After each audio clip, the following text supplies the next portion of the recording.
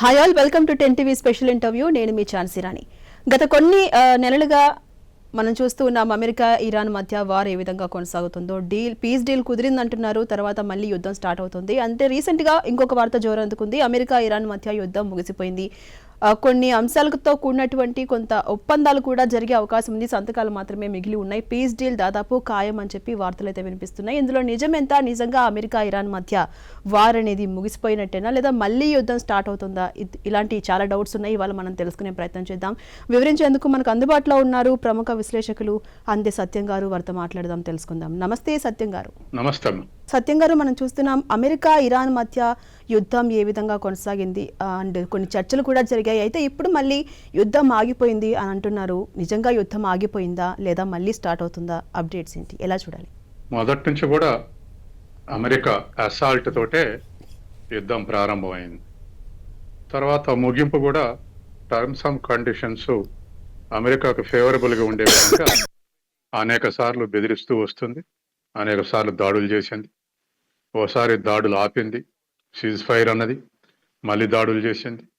మళ్ళీ నిన్న మీరు ఒప్పందానికి రాకపోతే మీరు ఎగుమతి చేసేటువంటి ప్రాంతం కర్గ్ నుంచి మేము దాడులు చేస్తామని మళ్ళీ బెదిరించింది. మళ్ళీ ఇవాళ దరిదాపు డ్రాఫ్ట్ ప్లాన్ ఇద్దరికి అంగీకారం అయింది. కాబట్టి రేపు 19th నాడు జెనీవాలో సంతకాలు చేయబోతున్నాం అని చెప్పేసి ఇప్పటి వరకు వచ్చినటువంటి ఇన్ఫర్మేషన్. ఈ ఇన్ఫర్మేషన్లో ఒక 14 కాన్సెప్ట్స్ ఇద్దరికి అంగీకారం యోగ్యమైనట్టుగా ప్రకటన విడుదల జరిగింది. దీనికి వ్యతిరేకంగా ఇజ్రాయెల్ ట్రంప్ సూచనలు లేదా ట్రంప్ ఒప్పందాన్ని ఒప్పుకునే ప్రసక్తే లేదని చెప్పేసి ఇజ్రాయెల్ ప్రకటిస్తుంది ప్యారలల్గా. తర్వాత అమెరికాలో ప్రదర్శనలు జరుగుతున్నాయి. ముఖ్యంగా డెమోక్రాట్స్ అసలు ట్రంప్ యుద్ధం ఎందుకు చేసినట్టు, ఇప్పుడు ఎందుకు ముగిస్తున్నట్టు అని చెప్పేసి డెమోక్రాట్స్ తీవ్రంగా విమర్శిస్తారు, ముఖ్యంగా ఒబామా కానీ మిగతా వాళ్ళు. కాబట్టి ఈ పద్ధతిలో ఇవాళ ముగిసింది అనుకుంటున్నాం. 19th సంతకం అయితే ముగిసినట్టు. తర్వాత టర్మ్స్ అండ్ కండిషన్స్ ఇంప్లిమెంట్ చేయడానికి మరొక 60 రోజులు ఉంటుంది.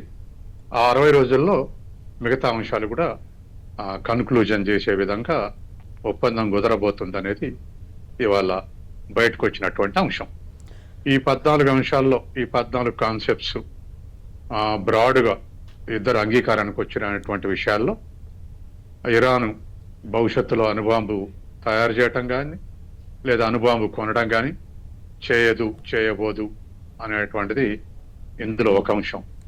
తర్వాత ఇరాన్ హైతీల మీద కానీ హిజ్బుల్లా మీద కానీ లేదా హమాస్ మీద కానీ ఇజ్రాయెల్ భవిష్యత్తులో దాడులు చేయడానికి వీల్లేదు అని చెప్పేసి ఈ 14 ఒక ఒప్పందంలో ప్రపోజల్ ఉందని.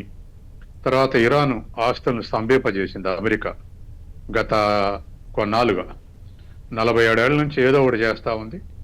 వాటన్నిటి కూడా స్తంభింపజేసిన ఆస్తులు కానీ డబ్బులను కానీ దాన్ని వదిలేయాలి అనేటువంటిది మరొకటి.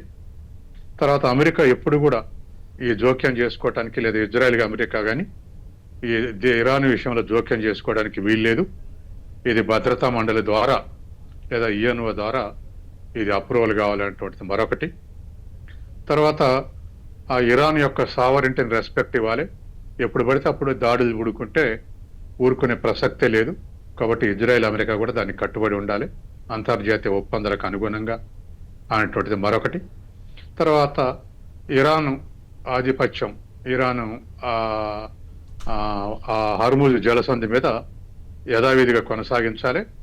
తర్వాత ఇరాన్ ఈ హర్ముజ్ జలసంధిని ఓపెన్ చేయాలి. దరిదాపు సీ మైన్స్ ఇప్పటికే పెట్టున్నారు. వాటిని తొలగించడానికి 30 రోజులు పడుతుంది అంటున్నారు. కాబట్టి సీ మైన్స్ తొలగించాలి. అది ఒక ఇరానే కాకుండా అమెరికా ఇంకా మిత్ర దేశాలు కూడా కలిపి ఆ సీ మైన్స్ తొలగిస్తే తేలికగా హర్ముజ్ జలసంధి ద్వారా మళ్ళీ రవాణా కొనసాగేటువంటి అవకాశం ఉంది.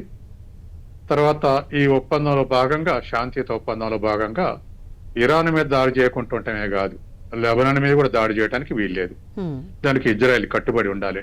ఇట్లా ఒక 14 అంశాలు అనుగుణంగా ఇవాళ డ్రాఫ్ట్ తయారైందని, ఆ డ్రాఫ్ట్ 2 దేశాలు చూసాయని, 2 దేశాలు కూడా దరిదాపు అంగీకారానికి వచ్చినాయని. కాబట్టి 19వ తారీఖు నాడు జెనీవాలో సంతకాలు పెడితే యుద్ధం ముగిసినట్టుగా ప్రకటించడం అవుతుంది. అమలు చేయాలనుకున్నటువంటి 60 రోజుల్లోపు అమలు చేయాల్సినటువంటి అవసరం ఉంటుంది. ఇది ఇవాళకి అమెరికా ఇరాన్ మధ్య యుద్ధానికి సంబంధించినటువంటి లేటెస్ట్ అప్డేట్స్. సత్యం గారు, అండ్ అదే. 14 అంశాలతో కూడినటువంటి డీల్ నిజంగా ఆచరణకు సాధ్యమవుతుందా, లేదా గతంలో జరిగిన కొన్ని చర్చల్లో లాగానే వీగిపోతుందా? అంటే నిలబడుతుందా అనేటువంటిది ఇరు దేశాల యొక్క తర్వాత థర్డ్ కంట్రీ ఇజ్రాయెల్ యొక్క కమిట్మెంట్ మీద ఆధారపడి ఉంటుంది. దాంట్లో కన్నింగ్నెస్ ఉండటానికి లేదు. అంటే అమెరికా ఒప్పుకుంది కానీ, అమెరికా తప్పుకుంది కానీ, మేము మాత్రం దాడులు చేస్తాం ఇజ్రాయెల్ అంటే అది మళ్ళీ యథాస్థానానికి వస్తుంది. అది యుద్ధం ముగిసినట్టుగా కాదు. తర్వాత ఇరాన్ ప్రతిపాదించినట్టుగా ఒక ఇరాన్ మీదనే కాదు, లెబనాన్ మీద కూడా కాల్పులు జరపడానికి వీల్లేదు అనేటువంటిది అంగీకరిస్తేనే రేపు 19 నాడు సంతకాలు అయ్యేటువంటి అవకాశం ఉంది. ఎందుకంటే ఎప్పుడు కూడా ఇరాన్కి వీళ్ళు ముగ్గురు మిత్రులు, లెబనాన్, తర్వాత గాజా, తర్వాత ఇతర మిత్రులు ముగ్గురు కూడా హమాస్ కానీ, హైతీలు కానీ, హిజ్బుల్లాలు కానీ మిత్రులు. కాబట్టి వాళ్ళ సేఫ్టీ కూడా ఉండాలి అనేటువంటిది ఇరాన్ డిమాండ్. అది అమెరికాకు కూడా తెలుసు, వీళ్ళంతా పాత్రధారులని తిరుగుబాటులో. కాబట్టి ఆ విధమైనటువంటి అవకాశం ఉంది. తర్వాత ఇప్పుడు కూడా ఇంకా కొన్ని అనఫిషియల్ స్టేట్మెంట్స్ వస్తున్నాయి. ఏమనంటే ఇరాన్ ఒప్పుకోవడం లేదు, ఏది పూర్తిగా అణు కార్యక్రమం నిషేధించాలంటే పౌర విద్యుత్తు, పౌర అవసరాల కోసం మేము అణు కార్యక్రమాలు నిర్వహిస్తాం, కానీ అణు బాంబు తయారు చేసేటువంటి దాంట్లో మాత్రం మేము ఉండమని అంటుంది అనేటువంటిది ఇరాన్ యొక్క నుంచి వచ్చేటువంటి వార్తలు. అమెరికా నుంచి వచ్చేటువంటి వార్తలు అసలు మేకింగ్ కానీ లేకపోతే పర్చేజింగ్ కానీ ఆటం బాంబు కొనడానికి వీల్లేదు, మేకింగ్ చేయడానికి వీల్లేదు, ఆ ప్రయత్నం చేయడానికి వీల్లేదని అమెరికా అంటుంది. కాబట్టి రెండింటి నుంచి వచ్చే స్టేట్మెంట్లు కొంత డిఫరెన్స్ ఉంది. అది మరి ఈ 4 రోజుల ఆ డిఫరెన్స్ ఆఫ్ ఒపీనియన్ తగ్గుతుందా పెరుగుతుందా అనేది మనం చూడాల్సినటువంటి అవసరం ఉంది. అలాగే సత్యం గారు, అటు ఇజ్రాయెల్ పరిస్థితి ఏంటండి? అక్కడ జనం తిరగబడుతున్నట్టుగా కనిపిస్తోంది. ఇజ్రాయెల్ అసలు యుద్ధం ప్రారంభం కాకముందే నెతాన్యాహుకు వ్యతిరేకంగా ప్రజల వ్యతిరేకత విపరీతంగా ఉంది ఇజ్రాయెల్లో. అసలు ఎలక్షన్స్ లో నెతాన్యాహు ఓడిపోతాడని, కానీ హమాస్ దాడి చేసి 1000 మందిని బందీలుగా పట్టుకుపోయి చంపేయటంతో నెతాన్యాహుకు కలిసి వచ్చింది. అది ఇప్పుడు ముందు పాలస్తీనా మీద యుద్ధం చేసిండు, దాదాపు 70,000 మంది చంపేసిండు, గాజాని మొత్తం డిస్ట్రక్ట్ చేసిండు. తర్వాత ఇప్పుడు ఇరాన్ లెబనాన్ మీద దాడులు చేస్తున్నాడు. ఇట్లా యుద్ధం ద్వారా తన అధికారాన్ని నిలబెట్టుకోవడానికి ప్రయత్నం చేస్తుండే నెతాన్యాహు. కాబట్టి ఇప్పుడున్నటువంటి పరిస్థితుల్లో యుద్ధం ముగిస్తే ఖచ్చితంగా ఇజ్రాయెల్లో నెతాన్యాహుకి వ్యతిరేకంగా ప్రదర్శనలే కాదు, యుద్ధం ముందు ఇరాన్లో కూడా కొమేని వ్యతిరేక ప్రదర్శనలు జరిగినాయి అని చేశారు. ఒక 5,000 మంది చనిపోయారు.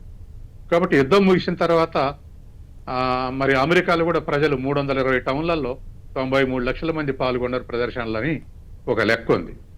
కాబట్టి 3 దేశాలు కూడా ఒప్పందం అయిపోయిన తర్వాత ఆ రాజకీయంగా వేరు అంశాలు చెలరేగే అవకాశం ఉంది, వేరు చర్చలు అవకాశం ఉంది. కాబట్టి రాజకీయాల్లో తేడాలు వచ్చేటువంటి అవకాశం ఉంది. అటు ఇజ్రాయెల్ కానీ, ఇటు ఇరాన్ కానీ, అటు అమెరికా కానీ. అమెరికాలో 5 రాష్ట్రాల్లో మధ్యంతర ఎన్నికలు జరిగే అవకాశం ఉంది. అవి ఒక పెద్ద చర్చనీయాంశంగా అయ్యే అవకాశం ఉంది యుద్ధం. అట్లాగే ఇరాన్లో వ్యతిరేకంగా ప్రదర్శనలు జరిగితే అణిచేసింది, ఐఆర్జీసీ అణిచేసింది. అది ఎంతవరకు కంట్రోల్ చేస్తారు మళ్ళీ అటువంటిది తలెత్తితే అనేది రెండో అంశం. తర్వాత ఐఆర్జీసీ వర్సెస్ పౌర ప్రభుత్వానికి చిన్న డిఫరెన్సెస్లు ఉన్నాయి. మరి ప్రజలంతా తిరుగుబాటు చేస్తారు ఐఆర్జీసీకి వ్యతిరేకంగా, ఐఆర్జీసీ అణిచేయగలుగుతుందా లేదా ఐఆర్జీసీని సపోర్ట్ చేస్తారా, ఇదంతా ఒక పెద్ద చర్చనీయాంశం ఉంది ఇరాన్లో. అట్లాగే ఇజ్రాయెల్లో నెతాన్యాహుకు వ్యతిరేకంగా ఓడిపోబోతుండనేటువంటి సమయంలో యుద్ధం ప్రారంభించి ఇప్పుడు యుద్ధం చేయటం వల్ల ఏమన్నా ఫేవరబుల్ కండిషన్ ఉందా, లేకపోతే ఇంకా ప్రజల వ్యతిరేకత పెరుగుద్దా? ఎందుకంటే ఏ యుద్ధాల్లో పాల్గొన్నా దాడి చేసిన దేశం లేదా ప్రతిఘటించే దేశం యొక్క ప్రజలు ఇబ్బందులు పడాల్సిందే. కాబట్టి ఈ ఇబ్బందులు ప్రజలు ఏ మేరకు అవేకనింగ్ చేస్తాయనేటువంటిది చూడాలి 3 దేశాల్లో కూడా. అంటే సత్యం గారు, అటు ఇరాన్లో కూడా జనం తిరగబడుతున్న పరిస్థితి, మరి అక్కడ అంతర్గత యుద్ధం వచ్చే అవకాశం ఏమైనా ఉందా? ఖచ్చితంగా, ఎందుకంటే మనం కాదనలేం.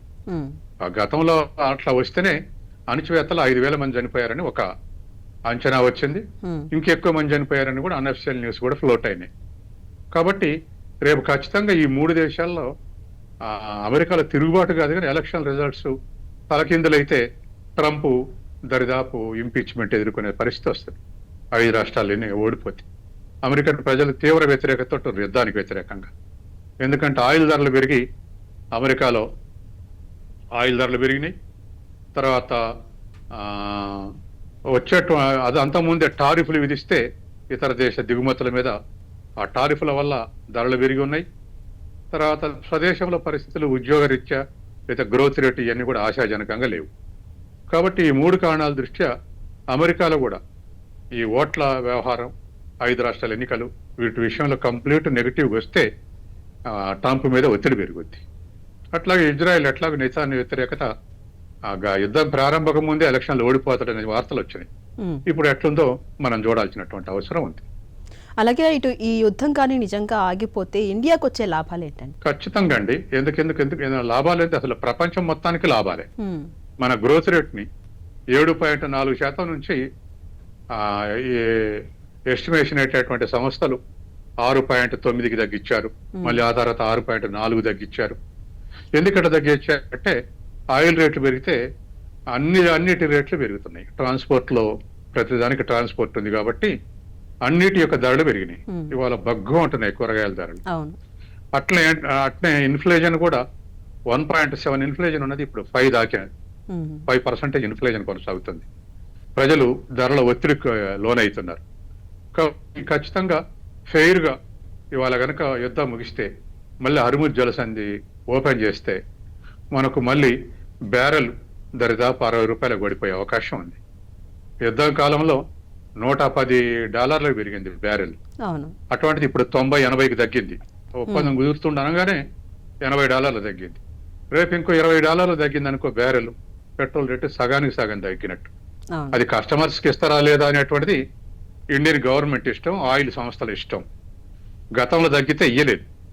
ఆ కస్టమర్స్ మీద, వినియోగదారుల మీద అదే విధమైన భారం కొనసాగిస్తూ అదే $107 అమ్ముతూ లాభాలు మాత్రం ఆయిల్ కంపెనీలకు, ట్యాక్సులు మాత్రం కేంద్ర ప్రభుత్వానికి చెందినాయి.